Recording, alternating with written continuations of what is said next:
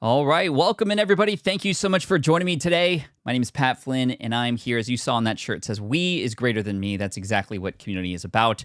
So let's have a fun time together. We're going to learn about exactly how to start and wrap our head around the idea of injecting a community into your business or your brand. It is Thursday, September 12th. It's a big week for us because next week we're launching our next accelerator inside of our community where we're going to walk people through step by step within a 7 to 8 week program how to build a community. But I wanted to give you a taste of that. I wanted to get you something that, whether you take advantage of that or not, you're going to be able to start wrapping your head around how a community works and even how to launch it. We're going to come up with a little bit of a plan, and hopefully you can imagine how you can bring people together in your audience, because audiences are different than communities. Your communities are made up of your audience, but there's a transition that has to happen. There is a difference between how things are delivered and how communication happens within an audience, which is a more one-to-one or one-to-many situation, and a community, which is a many-to-many situation. There's so many great things that can happen, and we've recently transitioned into a community-focused business model at SPI, and we've learned so much, and we want to pass it forward to you. But while we're here, let me say thank you to everybody who's watching live. We got Patrick, Storm, Lee, we got Jerry, Alfonso, Cancer and Comedy, Sandy and Ashley and Kelsey from Team SPI are here. Make sure to say hi and hello to them. Tina, Catherine, Sparkling Life Coach, so many amazing people, 80s and 90s overlooked. I need to check out that channel. I love the name of that. But let me go back to the beginning and where community really started for us. I'm going to tell you a little quick story, and then we're going to get into some of the meat of the content, and then I'm going to have some time, hopefully at the end, to answer questions. We'll go for about an hour. The replay will be available right here on the same very page that you're on right now.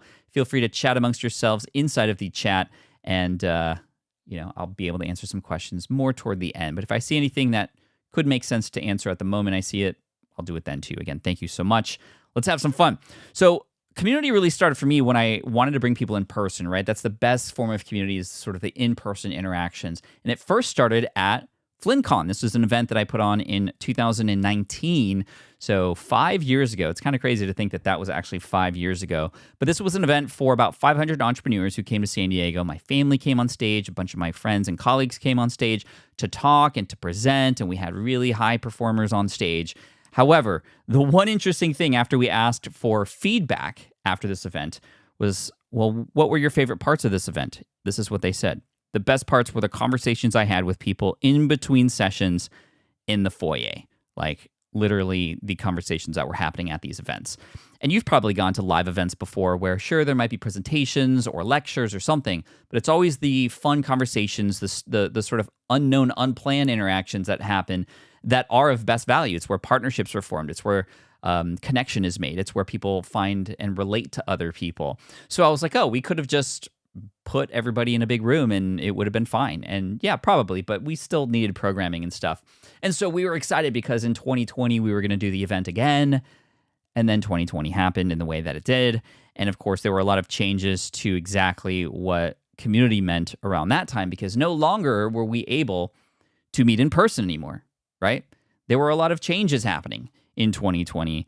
And when people were craving connection, they went online and they were introduced to some new companies that came about to help support that, Clubhouse being one of them. Any Clubhouse users here or former Clubhouse users? There's a lot of new programs that have come out with that. April Roga, who might be here, is somebody who is very, very much an influencer in those kinds of spaces, the audio community format. But people flocked to it because we needed connection. Clubhouse has since died, but it just showed how much people crave that connection, even when it was online. And then that other program, Circle, that's the program that we use, the software that we use to host our community now, because we really wanted to bring that community back together. Everybody who was seeing each other and meeting each other in the foyer at my live event, we wanted to bring that into the online space, but not just for the 500 people who were in San Diego with us, but to the entire world, or at least everybody in our world, our podcast listeners, our YouTube viewers, people who are reading our blog, etc. And so that's when we decided to create SPI Pro. And SPI Pro and our company at SPI, we're here to now bring people together, like-minded entrepreneurs, to help people at all parts of their journey. And community has now become our business model. Prior to FlynnCon, before I started to bring people together and understand the power of that, that's around the time that Superfans, my book, came out as well. So there was a big push in understanding that community was really important. I had envisioned it always being live at that point and bringing people together in person. But obviously, like I said, 2020, that wasn't possible. So we reshaped our entire business model from selling online courses and these individual workshops to bringing people together in a community and focusing on the experience that people have together. Through our courses, yes, they still have access to courses inside of our All Access Pass, but cohorts, classes of students who go through those courses together, we call those accelerators. They've been incredibly helpful and they've been incredibly rewarding, and they get results that were better than what was before. So it was actually a blessing in disguise. I think the pandemic almost was a blessing in disguise for a lot of people. I mean, terrible things happened, obviously, but a lot of people did make new things and new possibilities during that time. And it's something we teach now too, how to build community. And we have a course called Community Business Blueprint. If you are already inside of our All Access Pass, you have access to that. We'll tell you a little bit about those things today. But if you're ready to get going into what community is, how it works, how it's different than audience, let me see a thumbs up in the chat. I want to make sure we're all ready to go and fired up about this, because we're going to get into some of the why behind why community works better and the differences between how you deliver content to a community, so we can almost kind of envision what our group of people or your group of people in your audience would look like. A common question I get at this point is like, how big or how many number of people does there need to be in order to qualify for like a community, or what does that actually mean? To be honest, it's just a few people, a group of people. You might have a text group or a group chat with a few people. That's a mini community where conversations are being privately held in a safe space between people who share the same visions or same values or same likes and dislikes. You can communicate and help one another. And you, the creator, can step forward and create that safe space. And that's what it's all about. So there are different versions and different ways to bring that community together in person, like I tried to do in 2020 was one of them. It was successful in 2019. But again, we were able to bring it online, thankfully. And now we all have access to these tools that enable us to do that even easier too.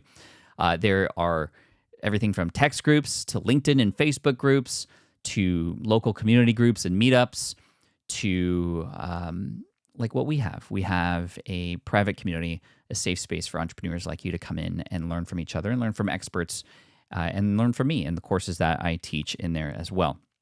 So what's really cool about this is a lot of you can relate to the blog and the podcast, the videos, books, courses. One or many of these might be in your repertoire.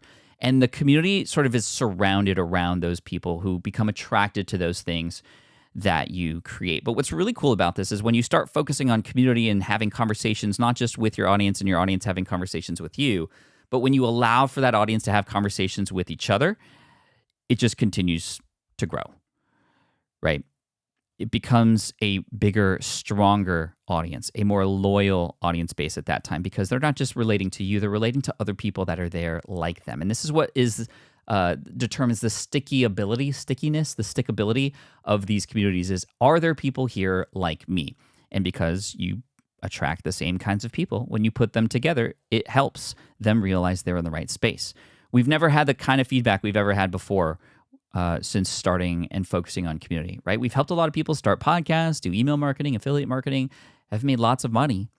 But quite honestly, the feedback and the testimonials that we're getting today are unmatched because of the community. And it's funny because it's not even us doing that work. It's the people in the community all helping each other. It's a wonderful thing. Circle.so is the platform that we use for our community. And the cool thing is it just continues to grow and everything feeds on itself. The community helps create stronger, more rich blog posts and podcasts. We love to invite people from our community onto the podcast. And what does that do? People who are not in the community go, whoa, those are that's the quality of the people. Those are the kinds of people that are in that community. I want to join that too and start to engage in these conversations as well. It almost feels like they're left out of these things that are happening in the community. And so then they come in and they have success stories and they become case studies and people who then share the community out. And things just keep growing and growing and growing. Thank you, Jim. I appreciate you being here. Jessica, you're awesome. Somatic Consent, thank you so much. Eileen is in the house. What's up? So let's talk about the differences between audience building and community building, because this is very important to understand. And then from here, we'll get into the launch sequence, how you might launch it. Who is your community made up of? Well, it's made up of people in your audience. So it's really important to understand who those people are. Now, it doesn't necessarily mean every single person in your audience. The more niche a community is, the stronger it can be. For example, if you had some influence in the fitness space, right? If you just had a fitness community, Sure, you could do well and you can create a lot of different places and spaces and sections and little corners of that community where people who have the similar interest can come, but it's very difficult to do that at the start.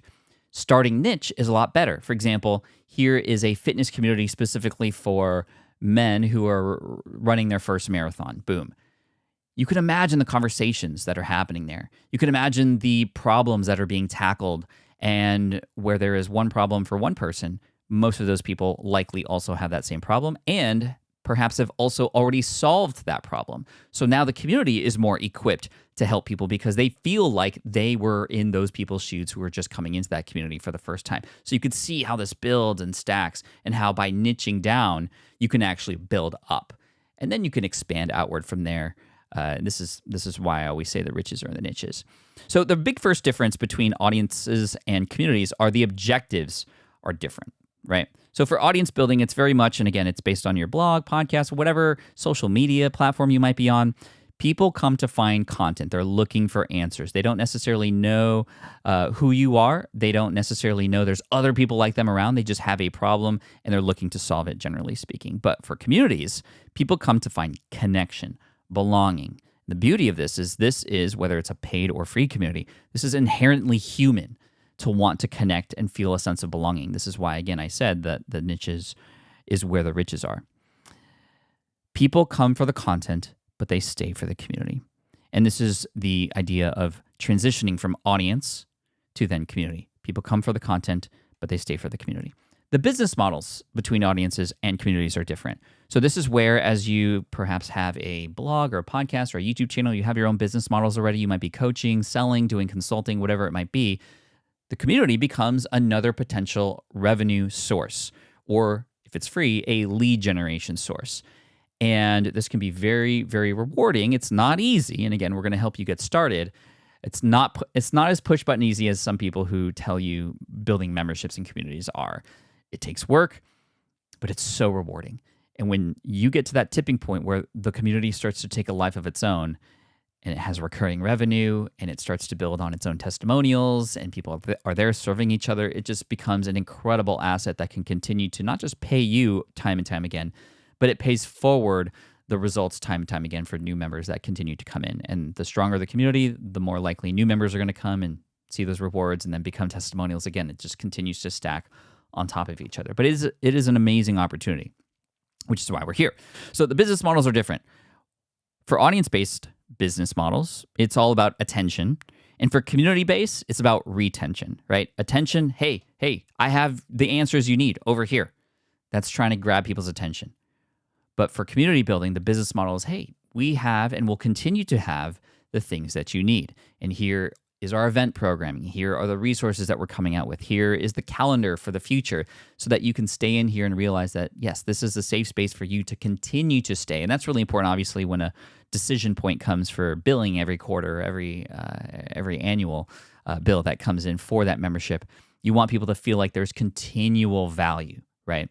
And this is where it makes sense to consider, okay, well, is it just information only? And if it was information, what would get a person to want to continue to pay for that information? Is there a continuous amount of information? Will it continually be updated? If it's just information and it's the way it is, but you're still asking people to pay monthly for it, you're likely going to have a very high, what's called churn. Churn is something that we want to reduce. That is the number of people who are in there who leave every time there's a billing period. We want to reduce the amount of churn as much as possible, which is why the people part of this is really important. The connection. Maybe it's the value is access to you, where in your courses or other things that are more boilerplate or productized, they don't have access to you or each other, right? So for audiences, attention, the way that you get those attentions and then the way that you sort of bring people in is through these means that we all know: search engine optimization, affiliate marketing, paid ads, sponsorships, etc. commerce. Van Vita says, I love the van life community I'm a part of. Tell me in the chat while we're chatting here and while I'm teaching this stuff to you, tell me what communities you are a part of. If you're in the SPI community, that's awesome too. But what other communities are you in? For example, a lot of you know I am in the Pokemon community, and I've created some resources there as well recently. Community-based retention is based on subscriptions, memberships. There could be different tiers of memberships in your community, coaching that happens within there. Again, more access to you, events, masterminds. And this definitely favors recurring revenue, like I said. One of my favorite communities is Nerd Fitness. This is run by Steve Cam, who's been doing this for 15 years, almost at the same amount of time that I did. And it's a fitness community, but it's niched down not in what it teaches, but who it's for. It's for nerds, the nerds who don't feel comfortable going to a gym with a bunch of jocks. These are nerds who like Lego and Pokemon and Star Wars. And so a lot of the content is around that. And it's really cool because people feel like they can be their weird selves in there and focus on fitness together. It's one of the best examples I've found of niching for a group of people versus like what it is that you're teaching. Because he does teach a lot of things and he has coaches in there and stuff. And it's very much like a video game, right? But speaking of video games, the difference between audience-based and community-based is this. This is like an audience-based game. It's one player. You click start, you go, and you try to smash enemies and you rescue the princess, right? Community-based is like this video game, World of Warcraft, where you're in this world and you're working together, you're creating guilds, and it's all about community, right? The user experiences are different between audiences and communities, right? The way that a person interacts with your brand and your information and what they have accessible to them. So with regards to learning, from an audience perspective, it's a customer point of view, right? Their customer point of view is, I'm on my own. I'm consuming something and then I have to go do something with it, right? But for members, it's feeling like they're a part of something. There's a movement, right? I'm with people like me, but I'm being guided safely through this. There's somebody who's leading the charge, but I'm not alone on this journey. When people are involved, they're invested. Look at that. Sculpted Vegan. I love Nerd Fitness. Think Media. Discord.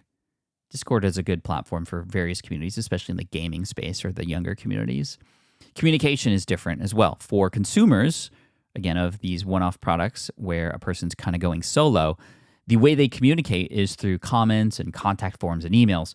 Through memberships, it's typically through replies and threads, forums, direct messages often, which garner a more personalized feel, and it gives people more access to experts and or you. And conversations are the new comments, right? That's what I like to say when it comes to community. Conversations are the new comments. So how can we increase engagement and increase conversations? By proposing the right questions, creating rituals, getting people to know that on Friday we talk about our wins in this community, or on Monday we are all responsible for posting something about what we're going to accomplish by the end of the week, and then somebody's going to @reply and check up on us on Friday, and this is what holds us accountable, and this is what makes this community great. The accountability that's in there. That's very much a big benefit of a community versus what somebody could do on their own if they just got access to information. Transformations are different. For a consumer, they learn and then they move on, or they subscribe for the next thing. But for a member, it's they learn something new and then they're ready for the next moment. They're ready for next. They're celebrated along the way. There's a sense of belonging. They now have the opportunity to not just have experienced that unlock or transformation, but also help others who are like them along the way too, right? There are memorable moments. There's a spirit of and sense of togetherness that comes along with that. In communities, when goals are hit, new goals are set. Let's do this together. So those are the big differences, and it's important to wrap our head around those things because a community that we build and put into our brand is not just another way to chat with our audience. It's a way to increase the experience that an audience has with the brand through the connections of people who are already there with them, right? Here's a space where you can find other people like you, and you as the creator, you have to create that space and launch it. So let's talk about how one might launch this. This is usually the most confusing part of a community. We can sometimes understand, okay, what's the programming in here? What are our signature events that are happening?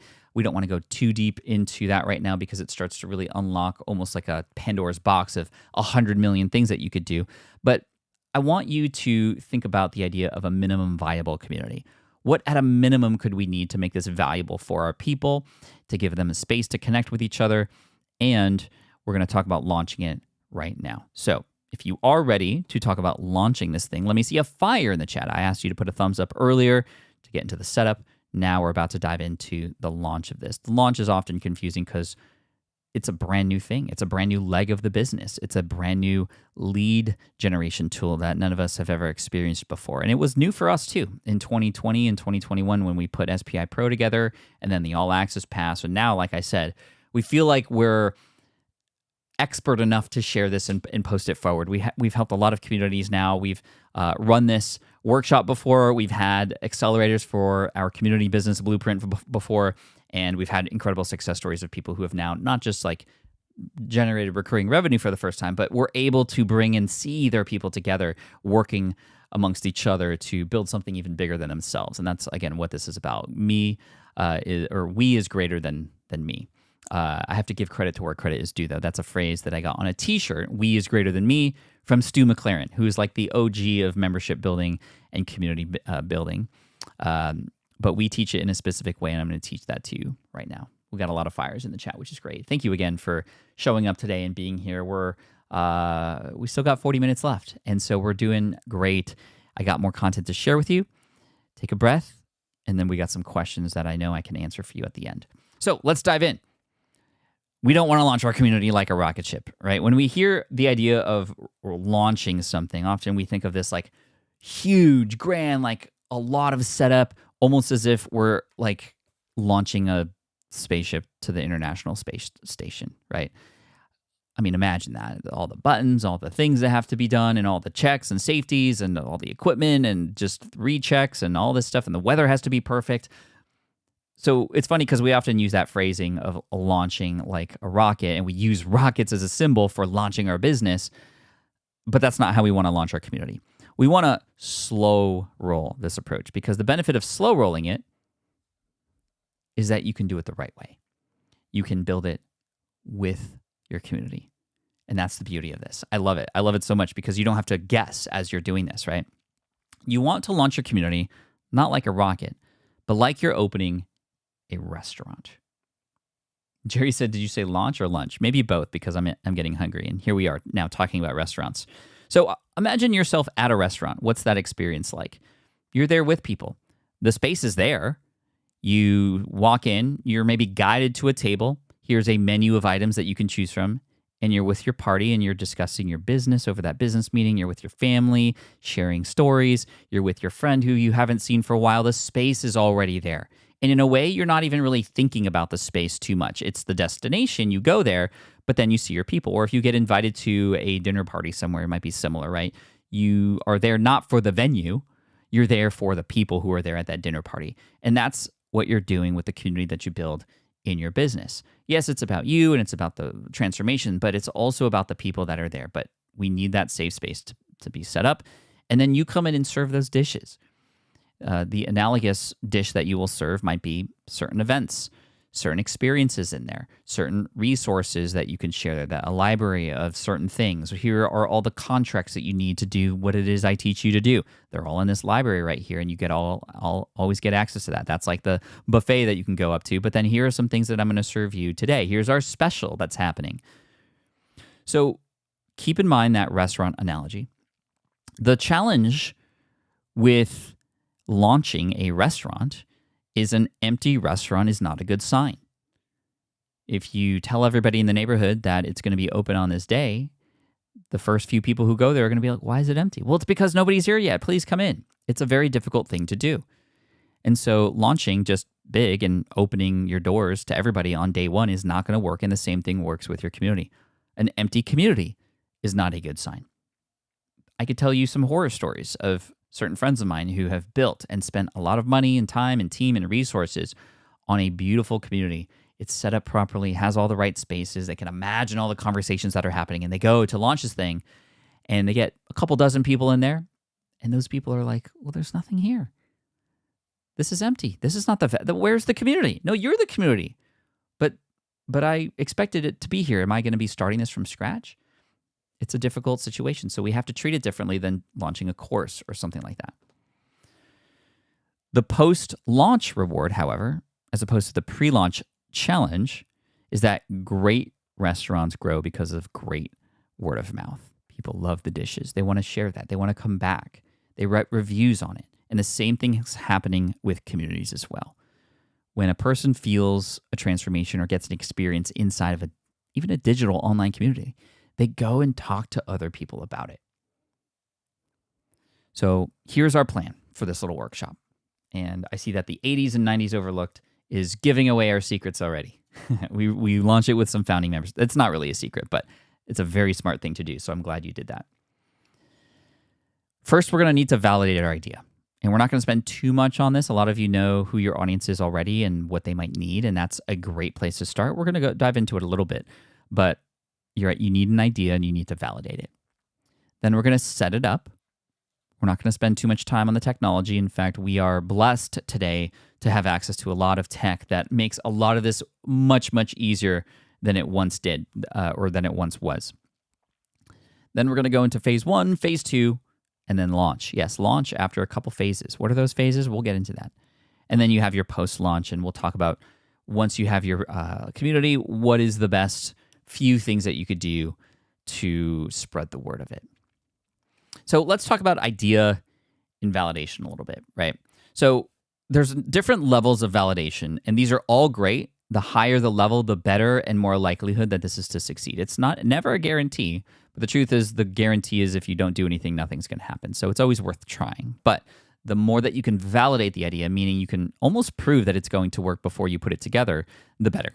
So level 1 is, do other communities around this topic exist already? That's always a good sign. A lot of beginner entrepreneurs see that as a bad or negative sign.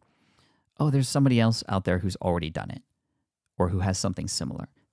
Flip the script. That's actually a good thing. That means that it works and we can create a different spin on it. We can put our own personality and our own kind of angle into this. So it's not a copy of that, but it's actually better or different. And oftentimes different is just better than better. That's a Sally Hogshead quote. Level 2 of validation is, has your audience been asking for ways to connect with each other? Or are they already trying to find ways to connect, almost hacking their way to find each other? Maybe it might be through conversations on social media or within threads, within blog posts or podcast episodes or videos on YouTube. They're seemingly having discussions already in a place that they're already at. It's just not conducive to that, or it's not even prompted, but it's kind of happening already. That's a good sign that there's a need for a space for these people to come together and have a little bit more freedom outside of just the YouTube comment section, for example. And level 3, you can create a small event and see if they show up, right? There's 250 people in this room right now, which validates that people want to talk about community. And you can set up something similar. It could just be a live stream. It doesn't have to be something like a webinar, which requires a little bit more legwork. If you want to learn about webinars, we do teach that in our A to Z webinars course in the All Access Pass, which if you are an All Access Pass member, you also have access to that too within your package. But getting people to sign up and basically go, yeah, I want more of that, or I need to connect and talk about this, right? It could be small. It could be a live stream on Facebook that you just plan for next week, whatever it might be. Hey, let's talk about meal prep. I'm going to go live at 8 p.m. on this day. If you're at all interested about meal prep, let's have a discussion about it. I have some thoughts and opinions, and I even have some tips for you. Let's chat. And come prepared with your favorite recipe too that you want to share with people and where you got it from. If nobody shows up, well, that tells you something. It doesn't mean that this is all a wash now and you need to start from scratch. It just means, okay, what you had pitched on how to get people together wasn't of interest to them. So we need to go back to the previous step. Okay, we do see communities about this, but what is it about those communities that works that the one that I tried to put together doesn't? And you can kind of start to investigate. This is where my book, Will It Fly, comes into play.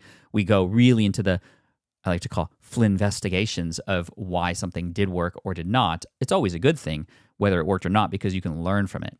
A Flynn investigation. Haven't used that one in a while. Level 4, they show up to that event, and then they want more. They're like, this was great. I want to connect. Hey, let's all exchange numbers, right? This is what happens live sometimes. What happens live is people will connect. I've run small workshops before with my buddy Chris Ducker called the One Day Business Breakthrough Workshop. And what often happened was after that 6-hour meeting, people would be like, oh my gosh, like, let's stay connected. Here's my number. Like, we need to keep this conversation going. If you start to see that, then okay, let's build the space to keep those conversations going. If you've held any cohort-based courses before, you might have experienced this where for, maybe it's a 4-week program, you get a bunch of people through it, and at the end, they're just like, oh my gosh, it's over. We're done already. How do we stay connected? And you just kind of plop them into a Facebook group. Okay. But what if that became a much more thought out community with recurring events and people and activities or ways to connect to add even more value and potentially even generate more revenue over time? So that's validation. Next, let's talk about the setup. So keep it simple. And we made this mistake. We put too much into it at the beginning. We always can add more. But what's funny is we actually trimmed because there was just too many spaces, too many hallways in this virtual classroom that we were building, or this virtual school, this virtual event space, right? Like the hallways inside of the FlynnCon event. Keep it simple. Less is more, especially in the beginning. And you'll see when we get into the founders launch and those kinds of things, how that works. Watch out for the curse of bells and whistles. Very, very easy for most of us. And let me know, give me a hand raise or me if this is you, because it's also me. You get an idea and you get more ideas off that. And then you get more ideas off that. And you're like, what if it did this? And let's add this. And let's add this. And let's add this. What happens when you're cooking a dish and you have a lot of ideas and you just put sort of every spice that you love into it? It starts to dilute the flavor. It starts to just turn into mush. It just does not work, right? So I'm going to give you the recipe for launching. And the big thing is, don't have what they call feature creep in the software space. I just call it the curse of bells and whistles. It's very much a habit that we entrepreneurs all fall under, is just adding too much into it, right? Simplify, minimum viable community. What at a minimum can we start with to maximize the value? If it's not needed in the beginning, then let's remove it for now, right? Guilty, look at that. Okay, see, so you're not alone. I'm glad I'm not alone either. A smooth onboarding process is the most important consideration. So when you're setting up and you're choosing your software, for example, we definitely do recommend Circle. Circle, smartpassiveincome.com/circle is our affiliate link if you want to go through that. But Circle is a great space because you can almost like a menu pick and choose the things that you want. I want to do live streams inside of my community. I want direct message capabilities between users. I want group chat capability. I want these spaces here. I want these spaces here, right? But onboarding is really key. No matter what software you use, you have to understand how people will sign up for this thing and how will they know what to do and where to go next. And if you, again, do have access to the All Access Pass, which I know many of you do, you might want to go back to remembering what it was like, or even going back to our onboarding challenge that you have, which demonstrates different parts of the community and how to get used to, communicating and making the most use out of it. And invest in great software. Again, like I said, Circle is what we use. But this is all I'm going to talk about for setup now. Inside of the Community Business Blueprint, if you go through the accelerator, which kicks off next week. As a reminder, our accelerators are where you can actually learn this stuff together with other people in a course-like format, but with other people, not on your own, with office hours and one of our team members there to help support you. Our accelerators help you get a 2.5 to 3 times X result as far as like how many people complete this thing and actually see the thing that they set out to do. It's amazing. So our kickoff is next week for that. I'll give you the link at the end if that's of interest to you. But we walk you through the technicalities of how to build all, the software and all that stuff. Or how to not build the software, but use the software Circle. All right, so let's talk about phase 1. You have an idea, you've validated it, you want to move forward. What is phase 1? So we're here in this beautiful sort of restaurant area. This is what I like to call the alpha launch. This is even prior to what I like to call the founders launch. This is even before that. This is before beta. This is alpha. So this is what I like to call, we're going to continue with the analogy of the restaurant launch. This is the private VIP dinner party. You're setting up a restaurant. You invite a few people. You might have some loyal audience members or more active audience members that you have, or even some friends or colleagues in the space who you want to be a part of this community. And you invite them into a private dinner party. The other half of the restaurant's still being built out. There's still construction in plastic and paint buckets. But over on this side that's finished, you have one table and you invite the private dinner party people. It rewards your most active and motivated users and customers.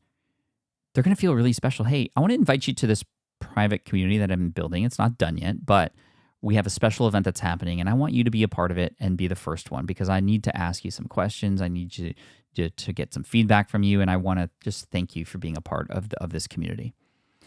You can test your systems. When people sign up for this to get into this online community, you can see if it's working or not. They're going to give you a little bit more flexibility in terms of how perfect it is. It's never going to be perfect, but you can test these things out. Do the emails go out? Do they click to the right things? Can people get in like you're supposed to? You can test your menu. This is what you do at a restaurant. You don't have every single menu item and all of a sudden you're like Cheesecake Factory. You have 3 of your main dishes and you serve them. 1 appetizer, 1 main dish, and 1 dessert. And you just ask your people, hey, how do you like this? Do you like it? What does it need? What was your first impression of it? You do the same thing with your menu. Your menu might be a live accountability event. It might be one of your resources or a mini course to teach something. It might be literally just office hours with you, right? Something special for these people. And now they feel special because not everybody got that invite, right? And it's a safe place to work out what worked and what didn't, right? You can get the kinks out. And these people, your loyal audience members, or the few friends that you have in there, they're going to be the ones that want to see this succeed. And they're going to feel special because they're helping you. They almost feel like they're a part of the building process with you. It's much easier to launch this way because it's controlled, it's small, it's just a few things with some people who will be loyal to you no matter what anyway. So we did this when SPI Pro came out. We did a special launch. We invited a number of people. We had a couple hundred people in our audience of hundreds of thousands who came in and became those alpha members. And it was absolutely key. No, this was not 200 members. This was even before. This was like 35 members, excuse me, out of hundreds of thousands of audience members. Just a small table for us to come into, for them to get a first taste of this. I didn't worry about having them sign an NDA or anything like that. Hey, don't tell anybody. In fact, I kind of wanted people to talk about it kind of just under the table with people to go, hey, I got access to this. This was cool. You're going to, I imagine people do that. I don't know if they did that or not, but perhaps. A special invite. If you wanted to give them a video invite, that could be even better. It won't take long with the number of people that you're going to have in this alpha launch. But again, it makes it feel like an experience, the first experience that a person has in your community. It's going to be awesome, right? So you need a large audience before you can create a community? No, Lee, no. I was just sharing that to share that despite having a large audience, I wanted a small group of people there. You can do this with 3 to 5 people, I would say, even 2 to 3 people. Let's get a first crack at it. Because here's the thing. If you pitch this as, hey guys, there's a community of lively people here and you're going to have amazing conversations, and you pitch it that way, they get in there and it's a ghost town, right? Versus this is like, you're not even saying there's people here. It's like, nobody's seen this yet. You're the first one to see it. So there's no expectation that they're going to come in and go, wow, look at all the people here. No, they get the first look. It's like that person who buys that first Apple iPhone who waits in line for 3 days, right? The 80s and 90s overlooked group here says, we only have 2 Alpha Chefs table members, and even that is so helpful. We had cool welcome email, went to junk. Did you take our course, 80s and 90s, or did you just do this on your own? I'm curious, because that is awesome. I love that you validated that for us. And so whether or not you did, I appreciate you saying that. Okay, let's move on to phase 2. Well, if the first phase was alpha, the second phase is beta. So this is the soft launch. This is the cutting of the tape. This is the soft launch in the restaurant world, which is we're going to be open just this weekend alone. Our staff is going to be there. We have a limited menu, right? A limited menu, but now it's a little bit bigger. Now it's like you feel special for being one of the first through the door. It's not the alpha group that was privately invited, but this is the first like invite with your larger or more general audience and say, this is limited. It's not going to be open for a little bit, but we want to give you a taste. And if you get in, we'll give you these menu items and you'll get them cheaper. Basically, you'll get them at a discount. So in general, why a beta launch works really well is it builds buzz. There's a sense of urgency because it's open only on Saturday and Sunday, to go along with the restaurant analogy, or in your case with the online community, it's only open this week or until Thursday or until Saturday. Urgency is key. Just like how with our accelerator for the Community Business Blueprint next week, you have until Wednesday to make that decision because the kickoff call is on Thursday, and then you get 7 to 8 weeks with us. Ashley has some more details as far as like how long it goes in the chat. But we'll get to that in a little bit. But that sense of urgency is key because that is a decision point. Our job as marketers with things that we have of value to share is to help people make a decision on getting access to that or buying that thing or moving forward with that now. And if it could forever be available, then why do they need to make a decision now? Well, you need to make a decision for the beta group or founders group or the champion group. You can brand it however you'd like. I actually wouldn't use beta. This is more of an internal unless you're in the software space because beta typically means crappier version of, and that's not what we want to be pitching. We want this to be the first access member, founding member, whatever it might be. But because they have a date by which they have to make a decision and a price that will go up if they don't, there's now a decision that has to be made. So come in this weekend, you get first taste, and you get to come in a little bit. You get to come in with a little bit of a discount. Prepares your staff, so your systems, refine your logistics, which is cool too. Make sure this is coming through. Refine your logistics. You get feedback more early. Again, hey, this menu item was a little off, or hey, I wasn't really, I was a little confused when I came in the door. I didn't know exactly where the hostess stand was, right? Oh, okay, good. I'm going to move the hostess stand a little bit closer to the entrance so as to not confuse more people when we open this thing to the public, right? Clinton says Diablo 4, which is a video game, did this when it launched. It gave people access to play the game for one weekend to help them with testing. It was fun and everyone got jazzed. That is so cool. And larger companies know to do this. We can do this as well with our smaller and more online education-based audiences as well. It also helps you boost revenue because at this point, you could charge. You could charge for the private invite one, but I wouldn't. For the alpha, that's like a special invite, and maybe they get lifetime access or they get access for free for 6 months or for 3 months before it changes. But you can get revenue boosted. So this is where a lot of people, even before the community is launched publicly, you can get some founding members to come in to help support financially, right? Maybe instead of the $99 a month fee that it'll be $79. Or instead of $49 a month that it will be, this is $29 a month for the people to come and get access, right? And you already have things happening and things to look forward to on the calendar as well. That way they can know that it's not just like, hey, this day I'm in here, I'm doing stuff, but there's stuff happening each week and next month and so on and so forth. Limited menu, so spaces and events. Inside of SPI here, we have a number of events that are always happening. These are always great. This is from a previous year, so just keep that in mind. But we have a lot of events that happen. And the one thing that I've learned since launching a community is you really need to also set that expectation that not everybody has to come to every event.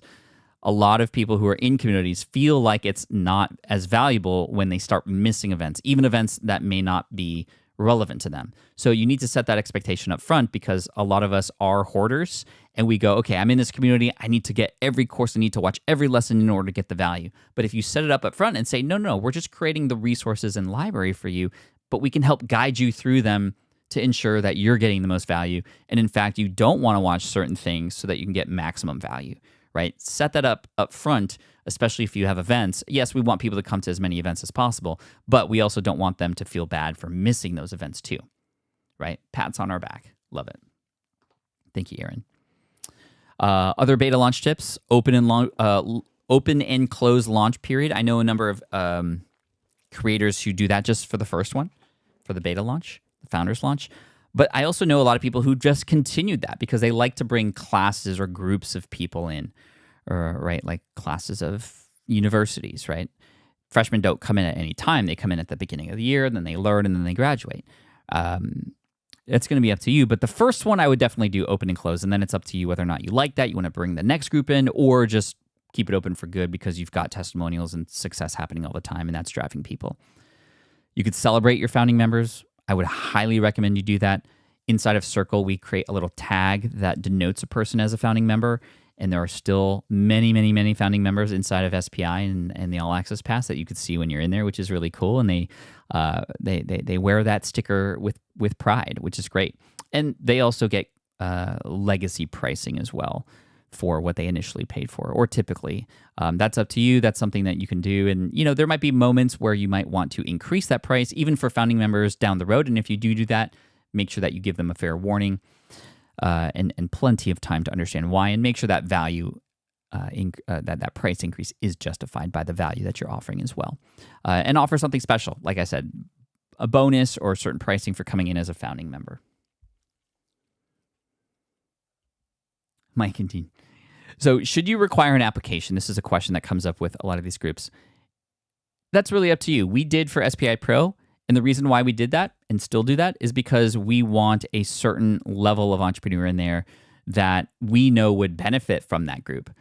A person who is too beginner would not get value and actually feel a little overwhelmed in those conversations that are happening in SPI Pro. So for that reason, we do require a pro application in order to just make sure that it's the right fit. We have turned down, I don't know what the percentage is, team, but 50% of people who apply don't get in. But we don't say, sorry, you're out of luck. We say, here is where you can go to learn more or to get access to more information, or when you get to that point of X, whatever X might be, then reapply and we will reconsider. Now we have the second community, which is where we often drive people to, which is the All Access Pass, which is very much for the beginners who are building and creating from scratch. And that's often where a lot of those people who get denied are pushed to and enjoy that. And many people do transition over from one to the other after that. So it's really up to you. But we do have an application process. It's a number of questions like, do you already have an online business? Do you have an email list already? What's your revenue? Those kinds of things allow us to make sure that the group that is in SPI Pro is prime time and exactly what they need. Also, use those opportunities in the beginning to answer questions, and you can even demo your memberships and communities with people on those calls and webinars that you do. Show people around. Show them what they're going to get access to. It's really fun. And then after phase 2, you have your launch. That's where you go big. The restaurant is open. Again, it's up to you whether or not you want to keep it open or open it and close it for a certain time. It's almost like Chick-fil-A. It's like, nope, we're not open on Sundays. Sorry. And that's up to you. If that's what you believe, awesome. That's cool too. And then the thing that's going to help you move forward post-launch are the stories that your members make and have inside the community itself. This is very much, what dragons are they slaying and have they slayed as a result of being a part of the group, and how did they utilize the community in order to slay those dragons? Create those hero stories. This is Donald Miller 101. Building a story brand. If you haven't read this book yet, I would highly recommend it. It's about crafting the story of not your story, but the story of your, in this case, your community members. And this is something that we found to be extremely beneficial and is a primary marketing device for us. And it's amazing because it's kind of a win for everybody, right? We want to do everything in our power to make sure that our people who are taking our accelerators and who are inside of our courses and our program and inside of our community get a result. We then collect those stories and then share those stories publicly. And what those do is not only does it shed light on the amazing members who are there, but it has everybody else realize that, wow, they got a result in this community. And without even having to necessarily even push it at all, it's not even aggressive, we get more members coming our way, or at least more applications inside of Pro. The All Access Pass doesn't require an application, and you'll see a link to join for the accelerator next week in just a moment. But for example, here's Brenda. She has a photography business, and she came in and she's done a number of the accelerators from, which ones does she do? She did the, Heroic Online Courses she did with us, and then she built a digital photography course using our material and did very well with that. And now we share her story. She was focused in this podcast episode. That's the beauty of having these platforms, to share these stories. How Brenda built a niche online education business the smart way. So you can actually listen to her in episode 533. Then one of our members inside of Pro, Maria, she is the plant lady. She's amazing. She's since also come out with a book related to this, and her podcast has over 2 million downloads. She's incredible. She's used a lot of our stuff. She actually won one of our sprints and quests where we had to come up with a video pitch for our business. She won that one inside of Pro, which was amazing. And so we featured her. How to increase productivity and happiness with plants. And of course, naturally, without even prompting it, she talked about the community and how helpful it was. And then word of mouth happens, right? Which is amazing. And word of mouth can only happen when you support your community and help them through those. I think the slides weren't on that one. That's my apologies. But I want to make sure Maria and Brenda get some love. So Brenda in episode 533. And yes, I do have some Mario games graded behind me. That's true. And then 583 for Maria, if you want to check out her podcast on SPI. But word of mouth, this is what is really special about community. And the beauty of this is it's all, when you do this right, yes, you lead and you guide and you have team members in there perhaps, or maybe it's just you. You're guiding people. But when you help people with those transformations, they will do the marketing for you. I mean, sometimes without even asking, usually without even asking, especially if you've transformed their lives, because people begin to see their transformations from the outside. How are you supporting this? What did you do to make you lose all that weight? Blah, blah, blah, whatever it might be. Oh, you got to join this community. One of my producers for Deep Pocket Monsters, name's Dan Patrick Norton. He's lost 45 pounds in the last 6 months, and it's been incredible. And without even asking, he is always sharing the DDP community. DDP stands for Diamond Dallas Page, who you might know as a wrestler. This wrestler from the 80s and 90s has since started a workout and fitness program because workout and fitness changed his life. He was in a very bad place at once, changed his life. And he's since created a program to help other wrestling fans with their health and fitness. So the DDP program, even I know about it now through Dan, my producer. Yo, Pokey Eddie, thank you so much for that. This man knows business and Pokemon. Listen to him. Thank you. That means a lot. Yeah, that was completely unnecessary, but thank you so much. See, word of mouth. It's even happening right here. Yep, Diamond Carter. Oh, thank you so much, Semantic. I'm just using Ecamm Live. I love Ecamm Live, and I'm using a little button device here called the Stream Deck to just flip between slides and then clicking a button to put my face on the corner and all those fun things. It's very easy, and I've taught that on the channel before. There are some videos about that. Now, word of mouth happens, like I said, when you transform people, but it's about the experiences that they have in there. There are many times that word of mouth can happen without even the big transformation. It's the fact that a person had a problem and they were quick to get it solved. That is an experience. Or a person was going through a rough patch and somebody DM'd them and said, hey, what do you need help with? I saw that you seemed kind of down in your last post. Like, what's up? Let's chat. Let's get on a Zoom call together. These are the kinds of experiences that don't necessarily lead to even transformations, but they're human-to-human experiences that are only available in a community. And these are the kinds of things that help a person stick inside of that community. Because like I said before, people come for the content and they stay for the community. And the problem with today is this is what our learning environments are like now, right? This is what our learning environments are like. Who agrees? We're just getting bombarded and we're stuffed with all the darn content coming from all different platforms, from all different angles, and we're full. However, because we are who we are, we continue to hoard that content. This is what my next book is about, actually. And you know the best way to combat that for your audience is through community. With SPI Pro, we ran a survey before we launched it, and we said, of all the things that we could potentially offer you, like rank them, and what do you want to see in here? You know, running a survey is often a good idea if you have an pre-existing audience. Content was the last thing on the list that they wanted. And this was in 2021. You can imagine that it's that much more of a desire to connect now than back then.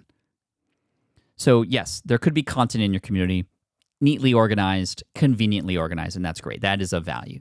But it is the connection to the other people, and this is why we need to step up and do this. People come for the content. They stay for the community.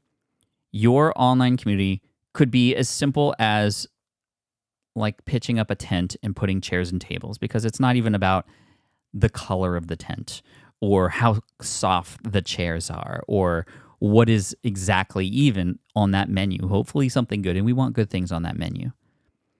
But when it's people in that community coming together like this, that's what we want to create.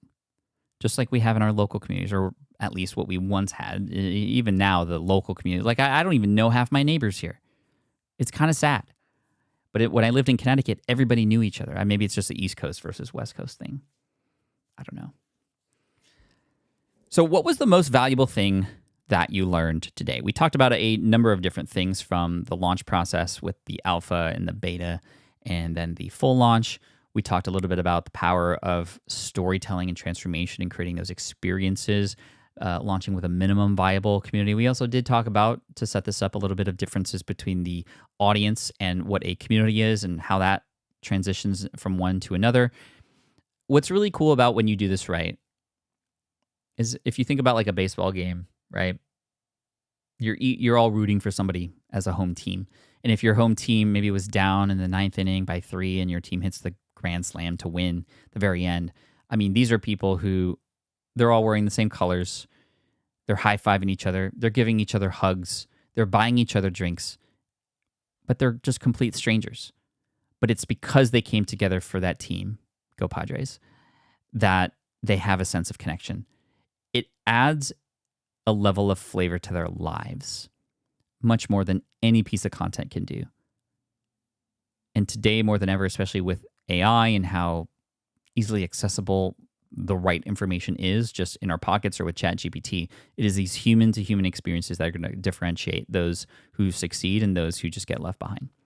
So I do hope that you come with us on this journey, because Community Business Blueprint is going to be launching again next week. I mean, it's always and forever there, available for those who have the All Access Pass. But we're going through our next accelerator, which is awesome. And through this accelerator, we teach you how to build. And by we, I mean these instructors. It's not just me. It's Matt and a community director, Emma, as well, over at Circle. And this is, again, inside of our All Access Pass. And so inside of the All Access Pass, you get access to all of our courses.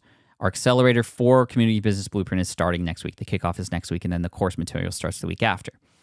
You get access to the active community. It's a thriving community. We help, and we have team members in there that can help guide you as well.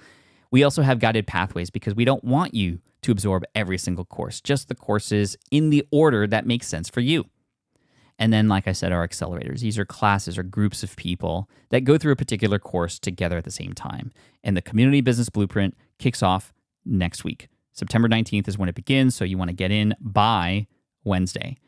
So I'll give you the link in just a moment. But all of our courses are there that we once sold for hundreds of dollars each, which is wild. Like Community Business Blueprint and Heroic Online Courses, Power Up Podcasting were $400 to $699 each, just on their own. And you were on your own on those. And they did very well. Inside of the All Access Pass, you have access to all of our courses. You can get them at any time. But the accelerator to go through with a group of people starts next week. What would you price or value this price offer at, right? Access to all the courses, the accelerators, and future accelerators, any of them that we do that are community-driven in terms of which ones we do. Ashley leads a lot of those polls. They're always decided by the community. And that's the beauty of having a community as well. You can actually have the community crowdsource for you. A lot of people throw out numbers like thousands of dollars, since each individual course was once worth or valued at that price. But we're essentially asking you to invest $66 a month. We bill quarterly, so it's $199 per quarter. But this is an absolute steal compared to what it once was. We wanted to lower the barrier to entry and give you more. And we have one of the lowest churn rates in the industry as far as online education, because we understand how this works. Yes, this is content. It's going to help you get a result, but you will do it with other people. Stick around and see the kinds of people who are here just like you, who can help support each other. And that's worth way, way more. So if you sign up by Wednesday next week, you'll be able to join the community and register for the accelerator in time. That one is supposed to be an exclamation point. See, I make mistakes, and it's okay to make mistakes. smartpassiveincome.com/CBB is where you want to go. Consult the blind. Thank you, Andrew. Worth thousands. Why quarterly billing rather than monthly? This is a great question, actually. We started with monthly, but we found that most people in our community got tremendous value after month 2. So we decided that we weren't going to give them that decision point to wonder whether or not this was valuable yet until you were about 2 months into this, you started to build relationships, you started to see the results of what you were building, so that by the time the quarter comes, you can go, wow, like look at all I've already accomplished. So we understand that through the analytics and conversations and talking with our members. So we switched and removed monthly to go to annual. It was of service to our audience to do that as well, because we knew that if they invested just monthly, kind of hoping for a quick win and quick result, that they weren't going to get it necessarily. Many people do, but we want to attract the people who are really invested in their future and invested in actually doing the work. And we want to have enough time to present to you what the results would be through that work. And like the accelerator here is going to take 2 weeks or 2 months to go through for Community Business Blueprint. So smartpassiveincome.com/CBB. Speaking of CBB, this is Christopher, who had said some nice things about the Community Business Blueprint. Just wanted to take a moment to thank you to the creators of the Community Business Blueprint and the entire SPI team for this all-access pass. I took a day to complete the Community Business Blueprint course. So this was a person who didn't go through the accelerator. They just kind of went through it on their own. And they said, not only did I watch the videos, but I did the homework too, and they loved it. Now I am loaded and ready to serve my audience in a different way. Thank you for answering all the questions I had and all the questions I didn't know I had to ask. This one is from Amy and Nancy, and this is fairly recent, actually, just a month ago. They said, we are always happy to say that we wouldn't have a community if we hadn't been introduced to Pat Flynn and SPI, and we took the Community Business Accelerator, or Community Building Accelerator, which is the last time we did this. They were in that group, and it has literally changed our lives. This is my absolute favorite testimonial about Community Business Blueprint, because the Passionistas Project is awesome. They attract some incredible women into this group, and they have now over 100 new members who had joined in the last 2 weeks prior to this, so a month and a half ago. The Passionistas Project is thriving, and true connections are being made, and that is something that they learned through us, and we want to pass that forward and get you some results too. So sign up by Wednesday, September 18th. We'll get you into the next accelerator, smartpassiveincome.com/CBB. You'll see the link below. And I'm happy to be here for the next about 5 minutes to answer any questions that you might have about anything. I see Ashley and the team supporting as well, answering some questions about the program and other things as well. What about offering payment plans like 3 month, 6 month, 9 month? Do those not work well? Every audience is different, Mindy, and that's the thing about us. We understand who our audience is and what works best for them because we've been with them for over a decade at this point. But if you're just starting out and you're new, you can test, you can try new things. That's the beauty of business, is you can experiment and do variable tests and see what works and what doesn't. Payment plans work, but I will say that the more options you give, the less likely a person is to make any decision.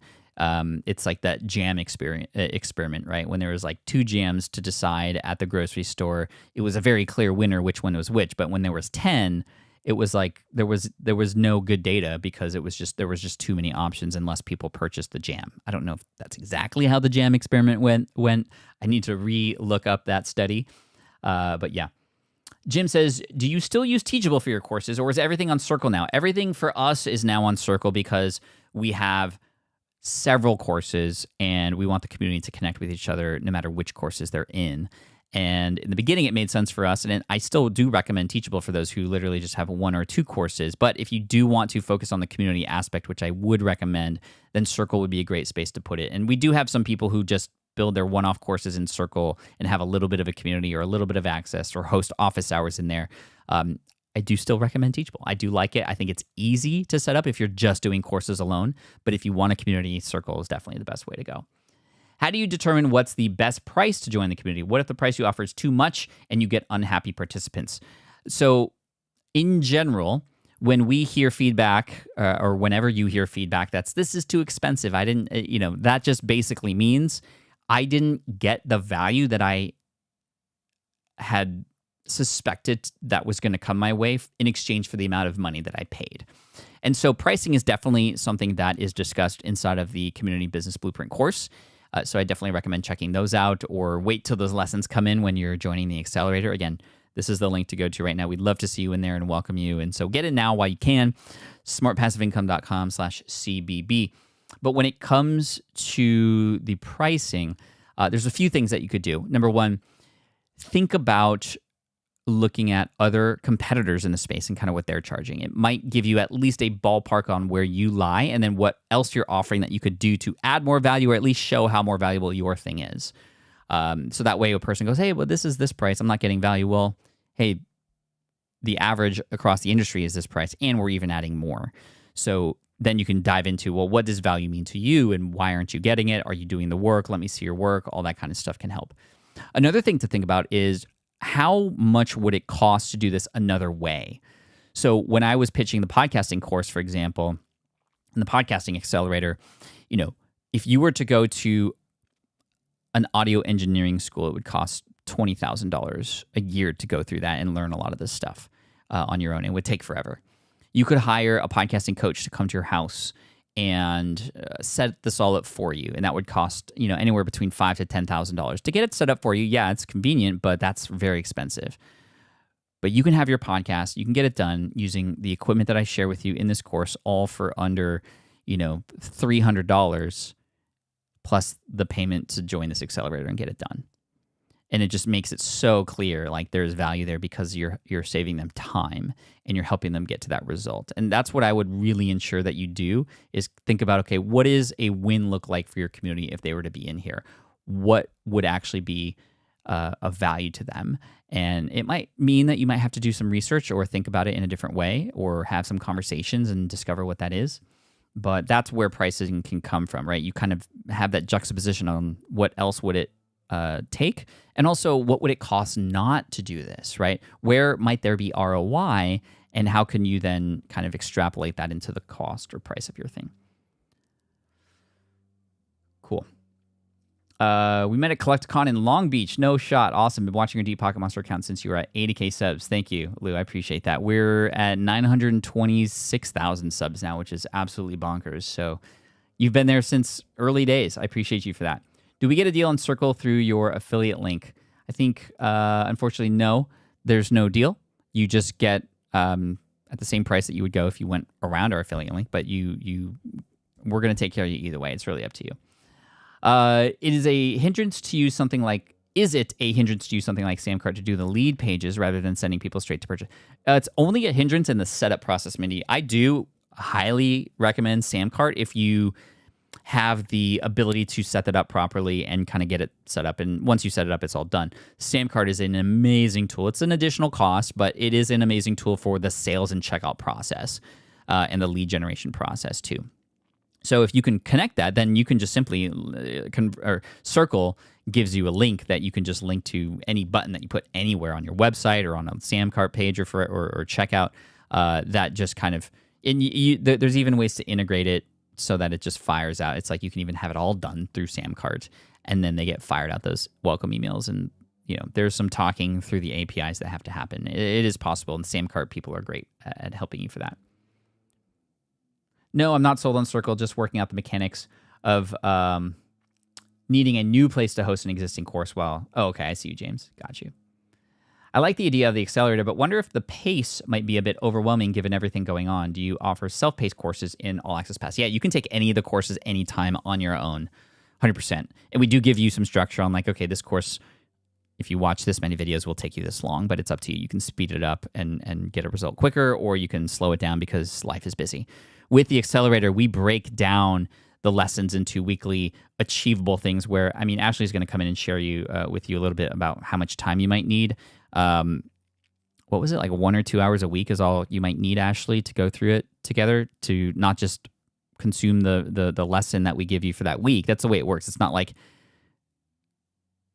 we give it to you in chunks. And Ashley, who is a curriculum expert and why we hired her, former teacher, she has designed this to be something that is achievable, that is doable, that pushes just a little bit but doesn't overwhelm you. This is her specialty, and we've designed it that way. I'm interested, but have spent a lot, and life took turns and haven't yet done a podcast for affiliate marketing. So just wanted to see were any ways to cut costs of investing more.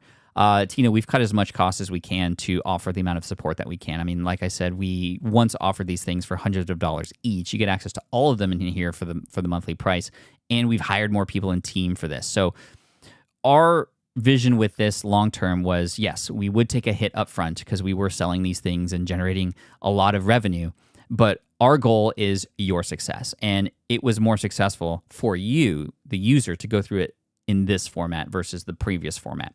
So we're happy to take that loss up front, knowing that if we do our job, it will actually be a win for everybody. You'll get results quicker, having spent less, But over time, if you stick around and you see that you can go from, okay, you finished this one, now you need more email marketing help, you get into that course on your own, you join the next accelerator, you meet up with people, you're in a mastermind, whatever it might be, that over time, you'd actually end up spending more. But only because we have earned that from you, not because we say it's going to be good and then it's good. It's like this allows us to actually, in a way, kind of create a payment plan toward your success versus having you invest a ton up front and then, then have to go through the thing. Thank you so much for this content and for your Pokemon content. I've learned a lot on both channels. Thank you, Bearded Nerd. I appreciate that. Have to drop off. Yep, I have to drop off as well, but I have an idea for a niche community. Would the accelerator be good? Test that can apply to other... Yeah, oh, absolutely. We've had a lot of people take a lot of our courses and then just kind of reapply the same learning across different niches. I don't often recommend doing that too much because you don't want to spread yourself too thin, because once you say yes to like niche number 2, well, what happened to niche number 1? Could it also benefit from that time? So there's a lot of like making sure we don't just have shiny object syndrome. Are there any courses that help specific with YouTube? Yes, YouTube from scratch is in there. We've helped a load of people get to 1,000 subscribers and more, and it's everything from editing to planning out your channel to discovering how to hook people in your videos, getting people to retain while watching your videos. So yes, I love the YouTube Accelerator. Easy to keep up with the time. Thank you, Angela, for sharing that. Back then, did you ever imagine your course of action would have taken you to the spot you're in now? No. I mean, back then, if you go back to 2007, I thought I was going to be an architect, and then I got laid off. But you know what? Getting laid off was the best thing that ever happened. This will be my final word here as we finish up. And again, make sure to hit smartpassiveincome.com/CBB. Thank you again, PokeAny, for that super chat earlier. That was super generous, and for all of you, for all of your time. But the final thing I'll say is things happen for a reason. Right? I got laid off. It was the worst time of my life. I didn't know what to do next. And it was only then that my eyes were open to these other options and availabilities out there in the world of online business. And I would definitely be not doing what I'm doing today if I hadn't gotten laid off. So I see that as a blessing. And things happen for a reason. For some reason, you got an email or had stumbled upon this live stream and you're still here. And there is an opportunity in front of you right now to do something that could potentially change your life, or at least give you some learnings to move forward into the next phase of your life. And we want to be there to support you. We want you to come back a year from now and say, Pat, that webinar you did on YouTube sometime in September of 2024, that was a huge pivotal moment in my life. That is our goal, is to have those conversations with you in the future. And so that's why community is important, because we want to stay in continuous contact with you and help you along the way. So this is how it starts. smartpassiveincome.com/CBB. Louise, to answer your question, 100%. I feel like I won the lottery when Pokemon said that Worlds was going to be in Anaheim, which is just an hour and a half for me here in San Diego. So, yes, amazing. Thank you so much, everybody. I appreciate you. If you're in the All Access Pass, I'll see you in office hours. Have office hours every week, and I'm going to do that in about 15 minutes with the group there. So, anyway, this was fun. Thank you so much. Come join our community so we can help you start yours. Bye, everybody. Thank you.